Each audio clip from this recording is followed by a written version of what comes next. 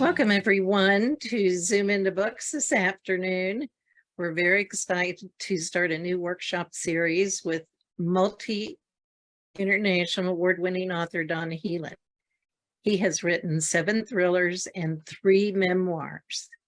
Today, he will be conducting a workshop about writing short stories, and we are very excited about this workshop because there is a new competition this year, the Next Generation Short Story Awards, and it is a not-for-profit international awards program for authors of short stories.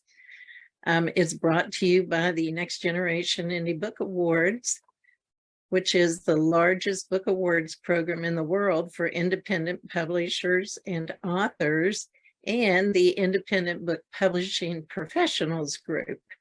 Don, welcome to Zoom into Books. Well, thank you so much, Kathy. I'm delighted to be here, and I look forward to our presentation. I'd like to just take a little time to kind of share with my writer friends a little bit about the Next Generation Indie Book Awards, because I was surprised to think about the fact that my goodness, I've been involved with that group. Gosh, for almost 10 years. I remember back in 2014, I was just really getting going on my thriller writing career. Because many of you know, I started out as a travel writer and learned from a workshop that was done by the Washington Post. And then I moved to suspense novels and I began writing novels. And at that time, it was hard to break in. And I was lucky to get a great publisher who helped me break in. And we submitted my first book, Secret Assault, that we had done for an Indie Book Awards. And I won. I won the Best Suspense Novel 2015 and got my citation. And you say, well, you know, what does that mean? Well, you know, it means a lot, because I like to think of the Next Generation Indie Book Awards as for the little guy. You know, this is for the independent writer, independent publisher, people who may not have a whole line behind them. And so I was delighted when I heard that the Indie Book Awards was going to go into writing short stories and to try to help writers learn a little more about writing short stories, and at the same time reward them. You know, if you're in a program where you can write a story and have somebody that cares and is interested review it, and you get an award for it, I mean, what a wonderful, wonderful opportunity. That's why I'm such a fan of the Next Generation Indie Book Awards. And when I heard last a year that, or earlier this year, excuse me, that they were doing a short story program, a short story program, I thought, boy, what a terrific start, because a lot of writers are overwhelmed by trying to do a novel.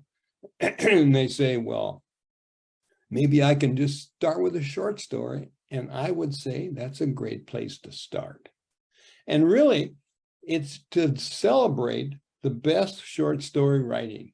And it's inaugural year coming up now, and entries are open and will be until February for short stories of 5,000 words or less.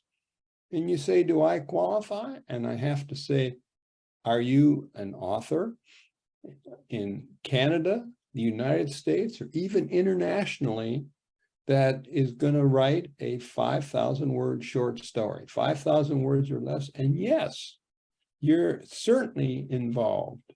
And as I mentioned, the entries are going to be reviewed.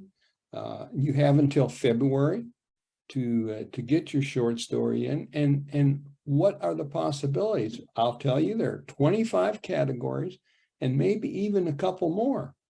I took a look, and they range from mystery to all different kinds of stories, and it's listed on the internet. So you can go to the Next Generation Indie Book Awards, the short story program, and get what and review what exactly you need to do, where you need to send your material.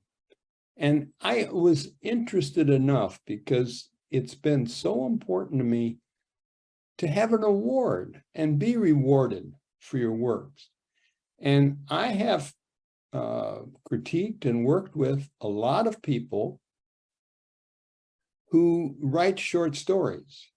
And sometimes I know that there is not really a lot of tension, something to pull me into this short story. And so I would hope that as we work our way through these workshops, we can learn how to do that. Now, let's what you want to start when you're working on a short story or a novel, and sometimes I would say sometimes even the other nonfiction, you can start. And where do you start? And you can start with a premise, and that's something that I think that we can look at. And let's see if I can get this up. Okay. Now, what you want to do is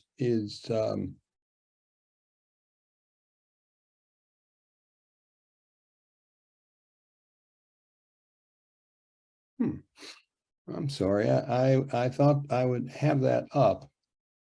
And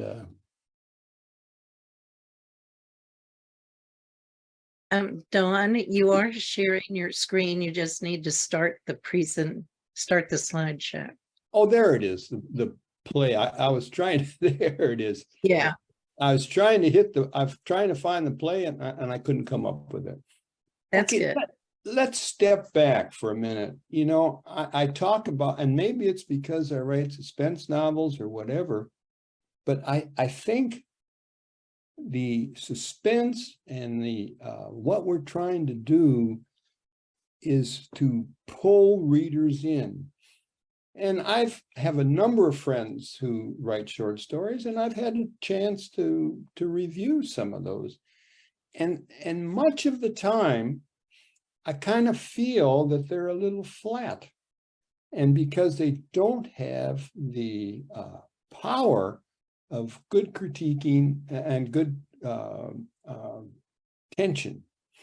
So let me just quote a couple of very famous writers, and they can be talking about short stories, they can be talking about novels, but it's all a way to do something to pull your reader into the story. Many of you have read Karen Slaughter's, one of her books, several of her books. She's got like 35 million books written in 37 languages. I mean, an incredible woman. And she says, I think it's kind of interesting, because here's where we're going to start. She said, a lot of people have fantastic ideas for stories, and we all do. But, she says, sitting down and figuring out how that idea is going to work, how the characters are going to interact, and how the plot's going to move forward, all that stuff is the business of being a writer.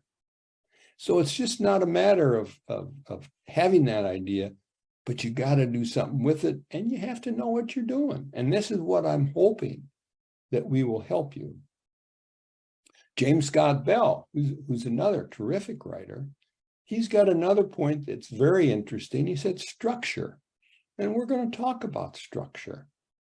But he says structure is the transition software. I really like that, the transition software for your imagination. So it's going to help you. You have an idea, but turning that raw material, it's not simply putting some words down on a piece of paper. You have to translate it into a form that readers can relate to, and structure will help you. Now, this sounds very simple, but it's not at all. He said every story has to begin and end, while the middle must hold the reader's attention. And that sounds so easy, but believe me, it's not. So the beginning of a novel, what are we trying to accomplish? It tells us first who the main character is and introduces the situation. One of the most famous books is To Kill a Mockingbird. And in that, we have Atticus Finch is defending a black man who's accused of raping a white girl. So in the introduction, you've got his character and a little bit of the challenge. Then we learn the stakes. Death for the black man, and if Finch fails to tell his story. So you've got everything, you've got conflict, you've got terrific problems, and shows how hard it's going to be. So you've got to ask yourself, have you given the reader a character who's worth following? Created problems for that reader at the beginning and established the stakes. So I'm going to just step back, if you don't mind, for a minute. Many of you have heard about the archetypes of conflict. And I'd like to just kind of review that, and I think it may help you pigeon where you're going to be. Right now, there are 6 archetypes of conflict, of character. Characters have got to reveal themselves when they are tested, their thoughts and feelings, and more importantly, their action. So let's look at these 6 archetypes. I know archetype's a big word, but it's really, when you think about it, it's pretty simple and it makes sense. The first archetype of character fission, conflict, is man versus self. And what does that mean? That means something that's going on inside of me and I'm fighting that.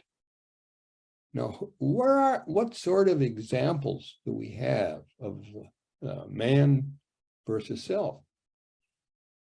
How about an addict? How about somebody who's fearful, somebody who's guilty, somebody who has PTSD or whatever? They have their own emotions, seem to be holding themselves in check. So man versus self is something, and I'll show where you can put that in to add that pressure on your character. And you know what that'll do? That will make their readers feel for him and want him to work, want to be able to do what he's trying to do. So let's do man versus man. Okay. What is that archetype all about? Could be mysteries, man versus man, good guy, bad guy. Could be thrillers. So many of our writings are man versus man. And of course, it's women versus women. So now let's suppose that, like Robert Parker, many of you have read many of his books. And some of you, I know, I love his character, Jesse Stone. And Jesse is always man versus man, because he's put in a position where he's got to solve a crime. But inherent inside of that, man versus man, is man versus self, because he's an alcoholic. So he has to overcome these problems. He has a failed marriage that's just almost destroying him. And while he's solving the mystery, which he does very well, people still say, Jesse, you've got to pull yourself together. And the reader's going to do the same thing. They're going to like Jesse. They're going to want him to succeed because he's got this problem of man versus self. He's just punishing himself. Another detective that's one of my favorites is Harry Bosch, who was David Baldacci. And Bosch is an incredible detective, does a wonderful job. But because of his personality, and he doesn't put up with anything from anybody, he's always in trouble. And probably right on the edge of losing his job. As a fact, one of the books I just finished, Harry has lost his job as a New York detective, and now he's helping solve cold cases in a small town. So he's solving those cold cases, but the reason he's where he is because he's had problems with other people. So this can be really important to resolve and make the reader feel good about the character. The next archetype is man versus society. And this, of course, is your science fiction. There's a governing society that oversees everything. And that's the conflict. Man's trying to resolve that. One of the biggest conflicts is man versus nature. And what is that? It might be a whale. It might be the Titanic. The nature has put them in all that problems. And at the same time, we have man versus nature. We also have man versus self, because if you saw the movie or read the book, each of those people have their own challenges. So everybody has their own challenge. Now, the other two are man versus technology, and that was for a long time as robots. But now, how about artificial intelligence? You could have man versus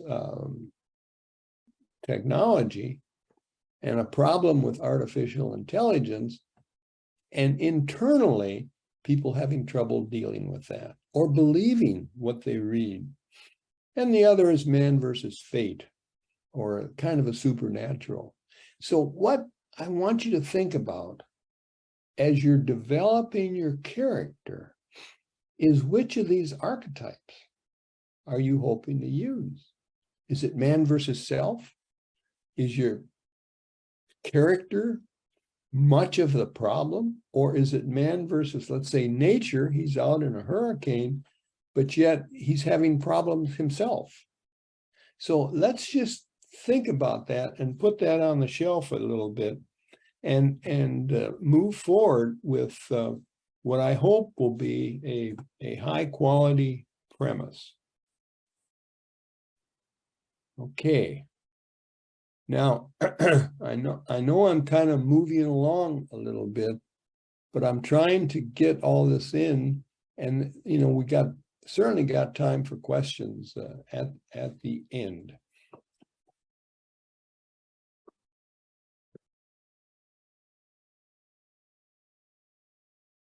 Okay, the premise is a great way to start a story. What you're always trying to do is, first of all, you've got the stasis,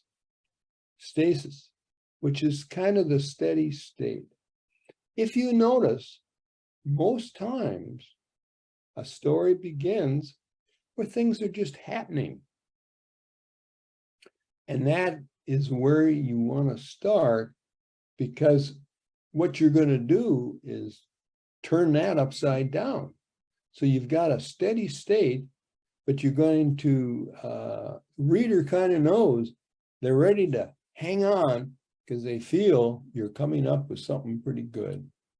So remember when we were talking about what you need to start your story? You need your character.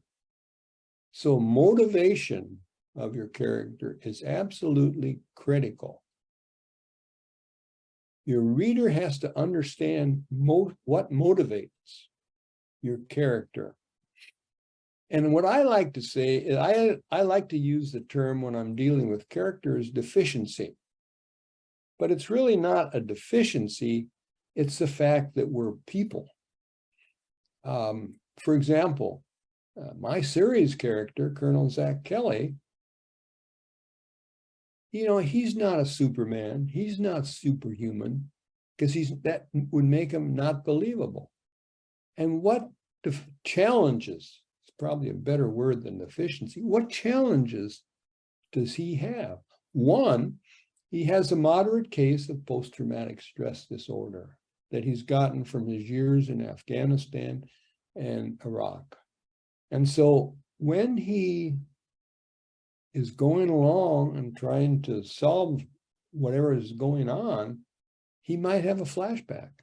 That's something he has to deal with. But probably his biggest challenge is his wife got to be using drugs. She ended up in jail. So his 18-year-old daughter is all of a sudden coming to live with him. Now, if any of you have been blessed with daughters, which I have 3 beautiful daughters, you realize that they don't always see things your way. So when the character's way, so when Zach is trying to save the world, to handle whatever he's facing, because he works for the president's national security advisor, he's working like mad. He's got to go to a meeting, and all of a sudden he gets a phone call. He said, Dad, remember, you promised you'd come and teach coach my soccer team. So all of a sudden, now he's got to figure out what he's going to do. So we have a man versus man, which is somebody, let's suppose what Zach's trying to stop is a bombing. So we got man versus man because somebody's trying to bomb something and Zach's trying to stop it. But internally, and it's almost like a secondary plot, internally, we got man versus self. Why? Because Zach is torn. He's trying to figure out how in the world I can do all this other stuff. Well, at the same time, take care of my daughter. And he's trying to show her how happy he is that she's there. And he's trying to show her that he wants her to be there and she's important. But how does he spread that?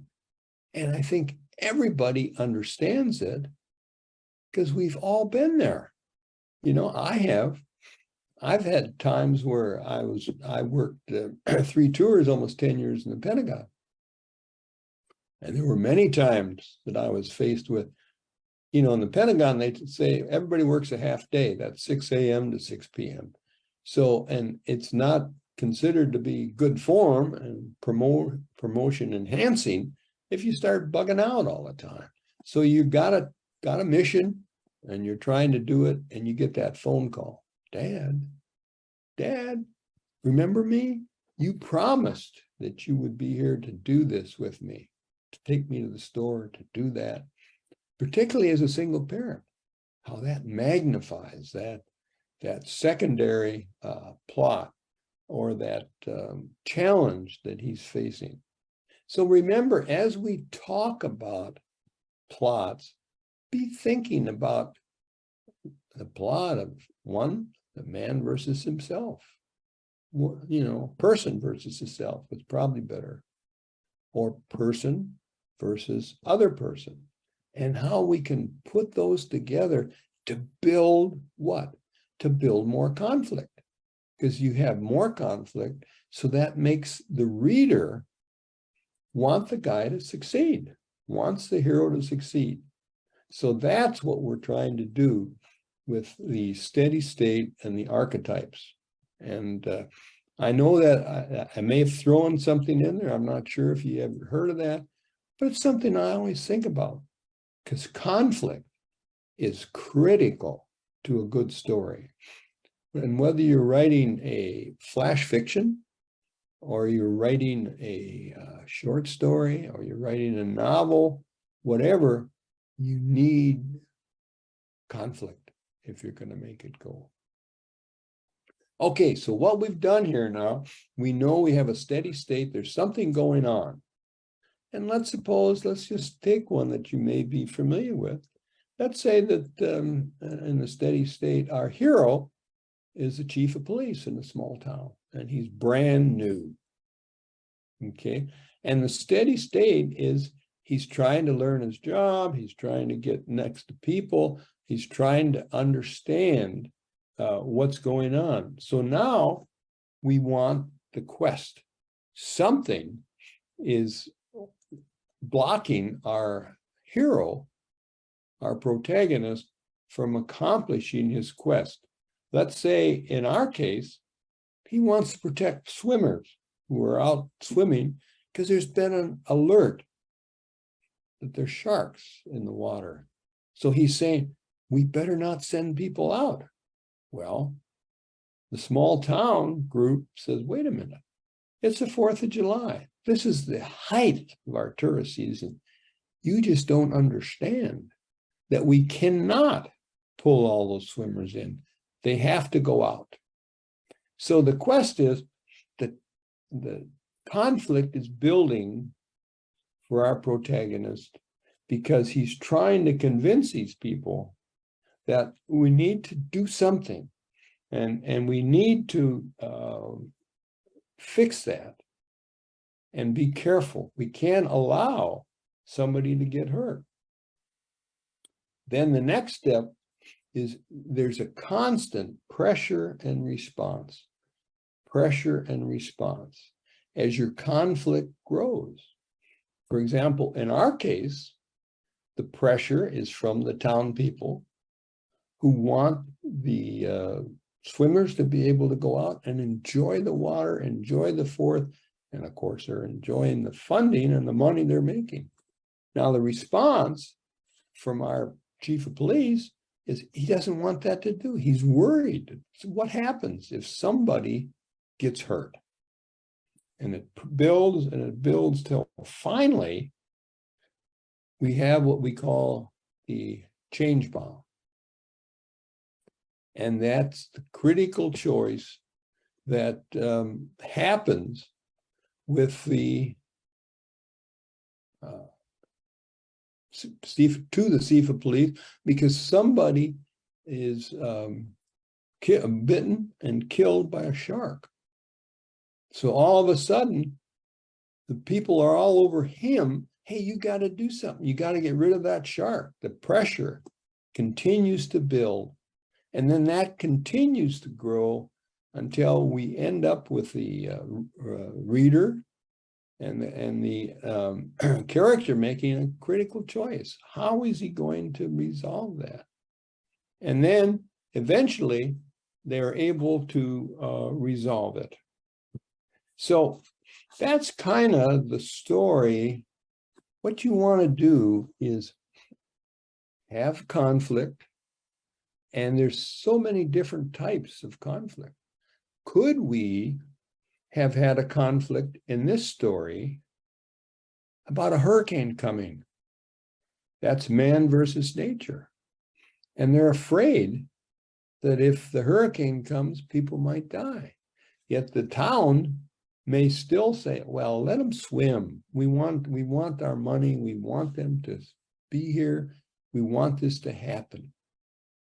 And we say, no, what if that hurricane strikes? Or what if the storm strikes? There's all kinds of things in nature. So what do we have here? We have man against nature. And you know, you might end up with many.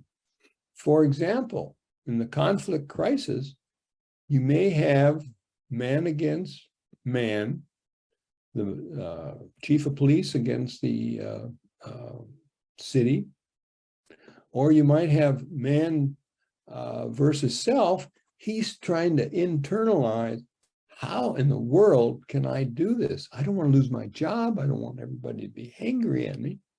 And then you have a bad storm. So we've got man against nature. So man against nature is striking with a shark.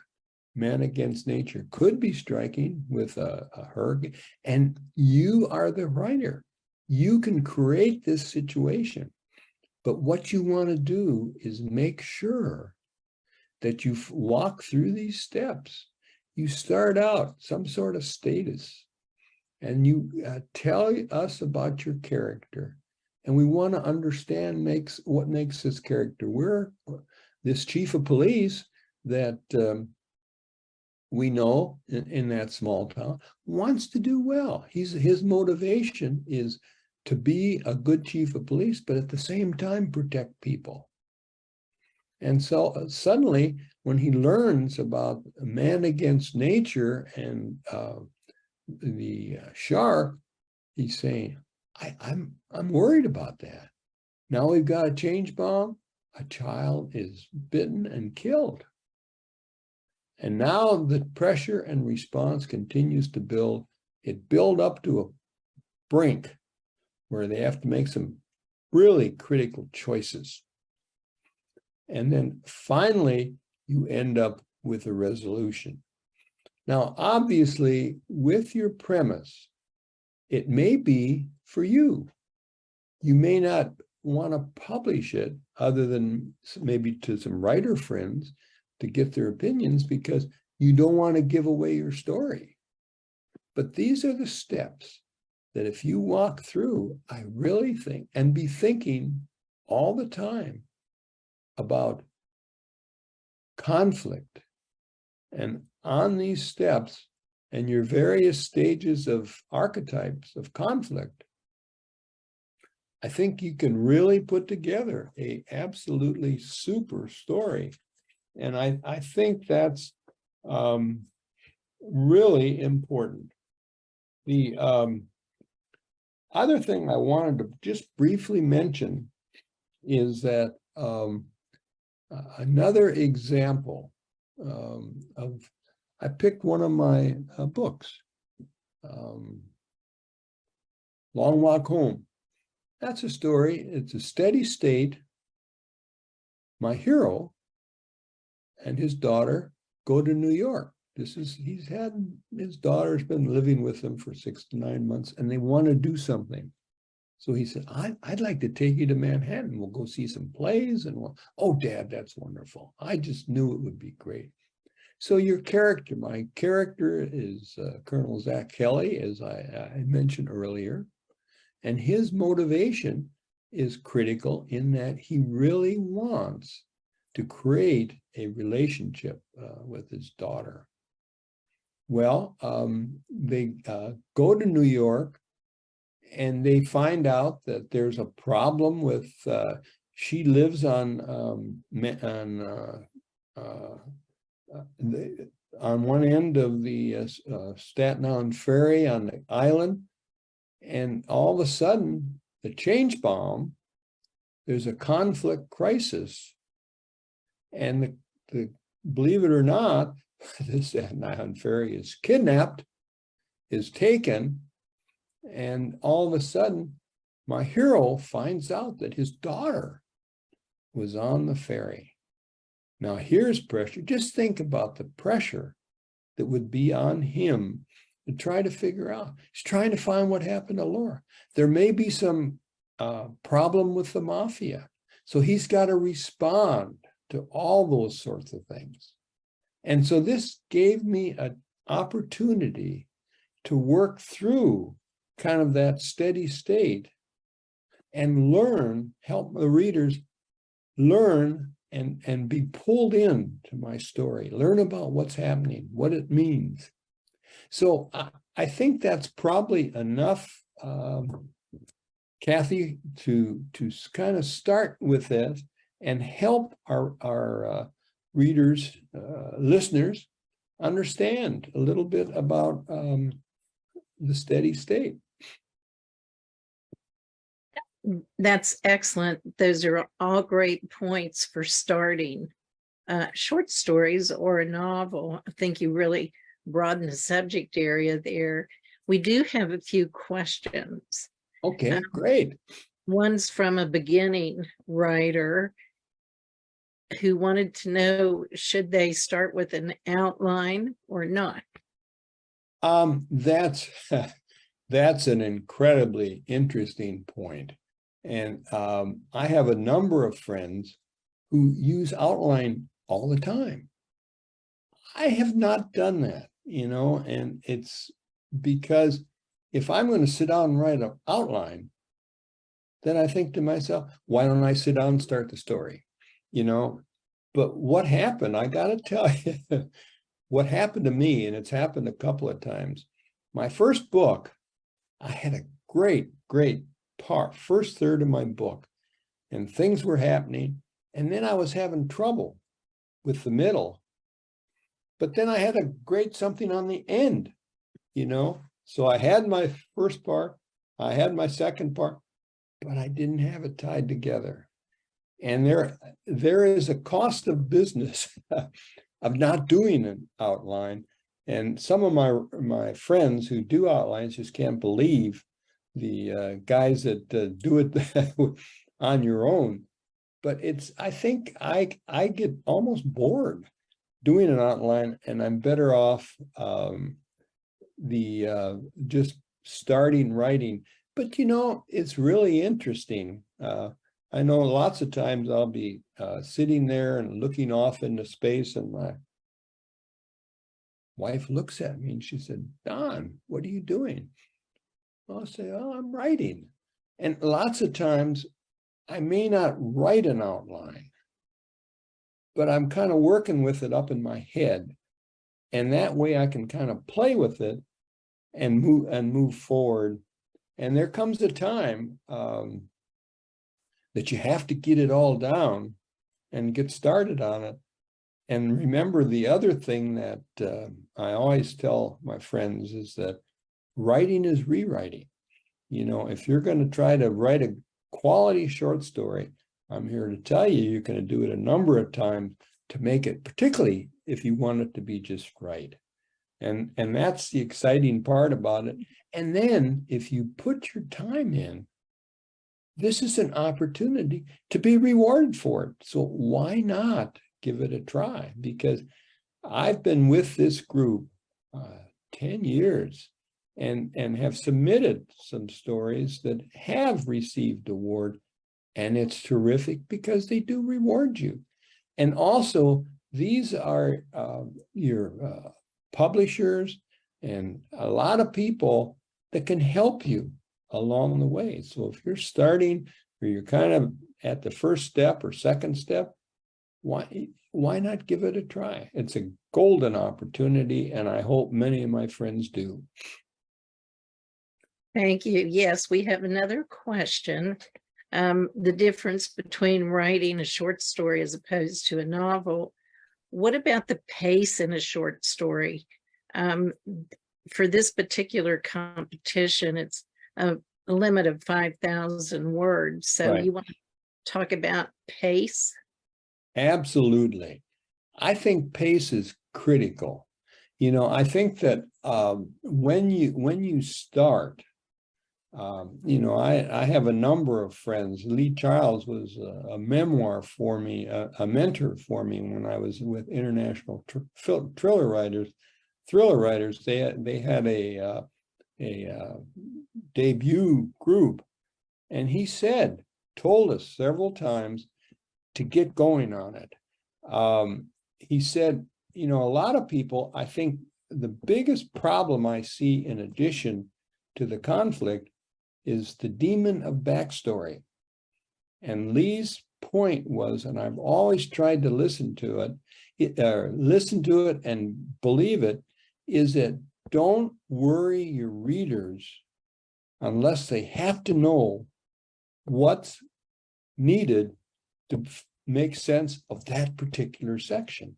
You don't need to give them a whole lot of backstory, because what happens when you do that, you lose your pacing.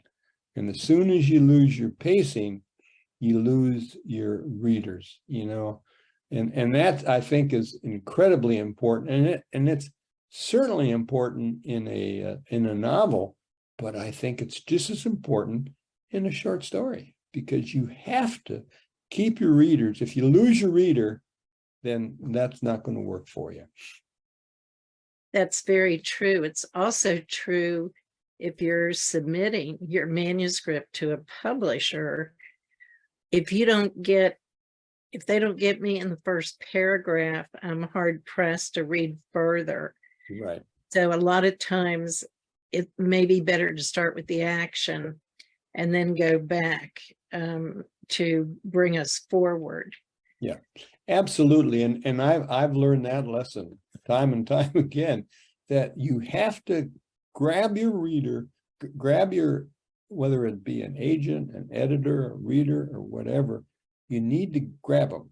You know, people usually, I've heard so many times that people, when they're picking out a book from an author they don't know, or are looking at a short story, for example, they will take a look at, for the book, they'll take a look at the cover, and then they'll look at the back, and then they'll move forward and look at the first page. And if it doesn't catch them by that time, you've lost them. And I think a short story sometimes is even harder.